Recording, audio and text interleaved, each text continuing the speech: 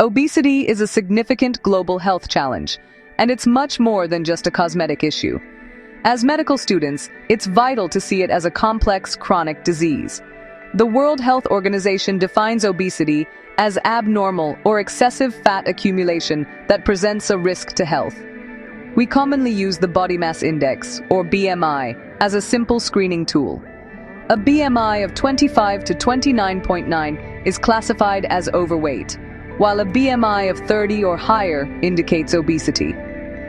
This condition significantly increases the risk of developing many other serious health problems, including type 2 diabetes, cardiovascular disease, hypertension, certain cancers, and musculoskeletal disorders like osteoarthritis.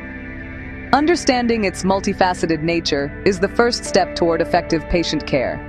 The prevalence of obesity has been rising dramatically worldwide, turning it into a true pandemic.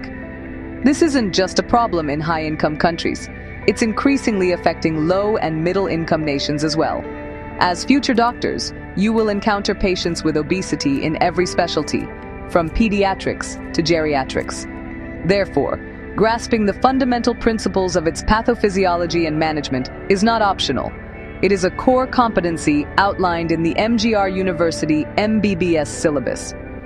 The curriculum rightly emphasizes a holistic view, moving beyond simplistic ideas of eat less, move more to a more nuanced, scientific understanding of this complex metabolic disease that requires long-term, compassionate management. Our approach to obesity has evolved considerably. We now recognize that it's not simply a failure of willpower. Instead, it is a result of a complicated interplay between a person's genetic makeup, their environment, and various physiological factors. Hormones that regulate appetite, energy expenditure, and fat storage play a crucial role, often working against a person's conscious efforts to lose weight. This biological reality is why many patients struggle with weight management despite their best intentions. Your role as a clinician will be to guide them with evidence-based knowledge and empathy, helping them navigate a condition that is often misunderstood and stigmatized by society. This essay will serve as a guide, aligning with the core knowledge expected of you as a medical student. We will explore the primary causes of obesity, delve into the intricate biological mechanisms that drive weight gain, and then outline the comprehensive treatment and management strategies available today.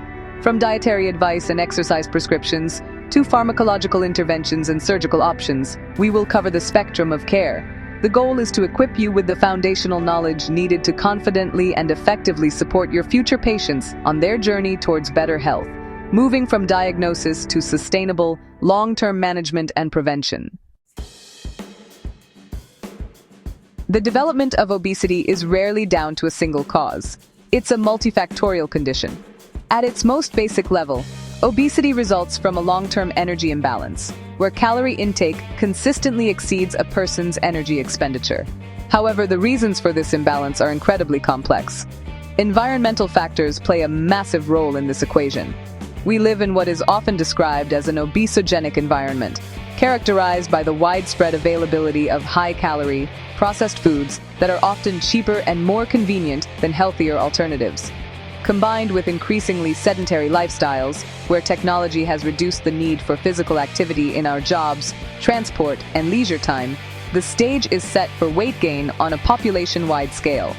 Beyond our environment, genetic predisposition is a significant contributing factor.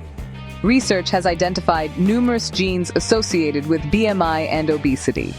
These genes can influence various aspects of our physiology, such as our basal metabolic rate, the way our bodies store fat, and the signals that control our appetite and feelings of fullness.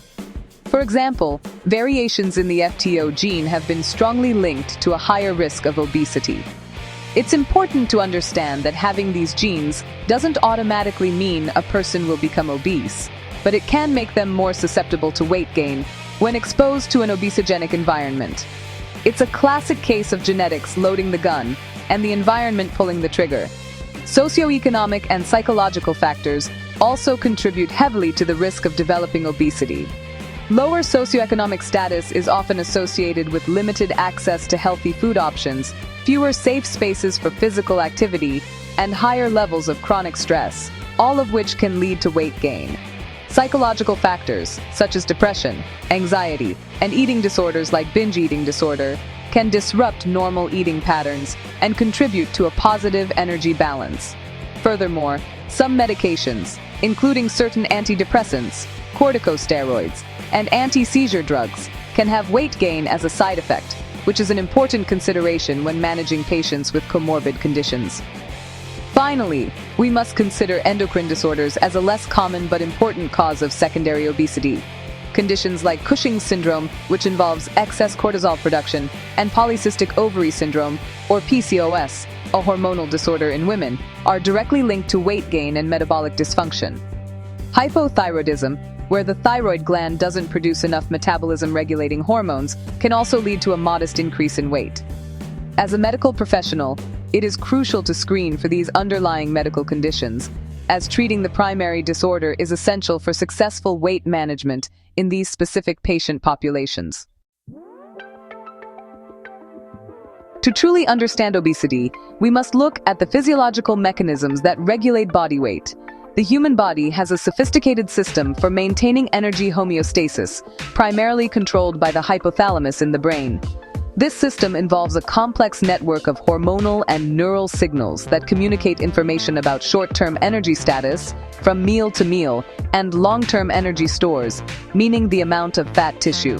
The hormone ghrelin, often called the hunger hormone, is produced in the stomach and signals the brain to stimulate appetite. Conversely, after eating, hormones like cholecystokinin, or CCK, and glucagon-like peptide-1, or GLP-1, are released from the gut, promoting feelings of satiety and telling the brain to stop eating. On a long-term basis, the hormone leptin plays a central role. Leptin is produced by our fat cells, or adipocytes, and its levels in the blood are proportional to the amount of body fat. It acts on the hypothalamus to suppress appetite and increase energy expenditure, effectively acting as a signal of long-term energy sufficiency. In a healthy state, as fat stores increase, leptin levels rise, which should lead to reduced food intake and weight stabilization. However, in most individuals with obesity, a state of leptin resistance develops. Despite having very high levels of leptin, their brains do not respond appropriately to its signal, meaning the appetite-suppressing effect is lost, allowing for continued overconsumption and weight gain. The role of adipose tissue, or body fat, is also far more dynamic than once thought. It is not just a passive storage depot for energy, it is an active endocrine organ that secretes a variety of hormones and inflammatory molecules known as adipokines. In lean individuals, adipose tissue secretes beneficial adipokines like adiponectin, which improves insulin sensitivity. However, as fat mass expands in obesity, the adipose tissue becomes dysfunctional. It starts to secrete more pro-inflammatory molecules, such as tumor necrosis, factor alpha, and interleukin-6. This creates a state of chronic, low-grade inflammation throughout the body, which is a key mechanism linking obesity to its many comorbidities, including insulin resistance and cardiovascular disease. This brings us to the crucial link between obesity and insulin resistance, the hallmark of type 2 diabetes. Insulin is a hormone that helps our cells take up glucose from the blood for energy. In obesity, the chronic inflammation and excess circulating free fatty acids interfere with insulin signaling pathways, making cells less responsive to insulin's effects. The pancreas initially compensates by producing even more insulin, a state known as hyperinsulinemia. Over time, however, the beta cells in the pancreas can become exhausted and fail, leading to uncontrolled high blood sugar levels and the onset of full-blown type 2 diabetes. Understanding this progression is fundamental for both preventing and managing this common comorbidity. The management of obesity is a long-term commitment that requires a comprehensive, individualized approach, as emphasized in the MGR University curriculum. The cornerstone of any treatment plan is lifestyle modification. This involves two key components: dietary changes and increased physical activity.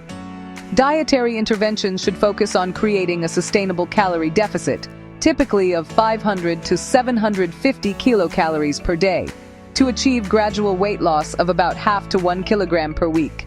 The focus should be on nutrient-dense foods like fruits, vegetables, lean proteins, and whole grains, while limiting processed foods, sugary drinks, and unhealthy fats. Patient education on portion control and mindful eating is absolutely essential for long-term success. Alongside diet, physical activity is critical not only for creating an energy deficit, but also for improving cardiovascular health, insulin sensitivity, and maintaining muscle mass during weight loss. Current guidelines recommend at least 150 minutes of moderate-intensity aerobic activity, such as brisk walking or cycling, or 75 minutes of vigorous intensity activity per week, spread throughout the week. In addition, muscle strengthening activities involving major muscle groups should be incorporated at least 2 days a week.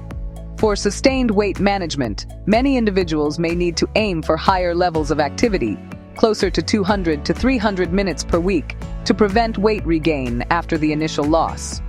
When lifestyle modifications alone are insufficient, pharmacological treatment may be considered for patients with a BMI of 30 or greater, or a BMI of 27 or greater, with at least one weight-related comorbidity. Several medications are approved for long-term weight management. These drugs work through various mechanisms, such as suppressing appetite in the brain, for example, phentermine topiramate, or reducing fat absorption in the gut, like orlistat. More recently, a new class of drugs, the GLP-1 receptor agonists, such as liraglutide and semaglutide, have shown remarkable efficacy in promoting weight loss by enhancing satiety and slowing gastric emptying. These medications should always be used as an adjunct to, not a replacement for, lifestyle changes. For individuals with severe obesity, meaning a BMI of 40 or a BMI of 35 with significant comorbidities, who have not succeeded with other methods, bariatric surgery offers the most effective and durable solution for significant weight loss and comorbidity resolution. Procedures like the Roux-en-Y gastric bypass and sleeve gastrectomy work by restricting stomach size and, in some cases, altering the path of food through the gut, which also leads to favorable changes in gut hormones that regulate appetite. Post-operative care is crucial and requires lifelong follow-up with a multidisciplinary team, including dietitians and psychologists, to manage nutritional needs and support the patient through major lifestyle adjustments. Prevention remains the ultimate goal, starting with education in schools and public health initiatives promoting healthy, active communities.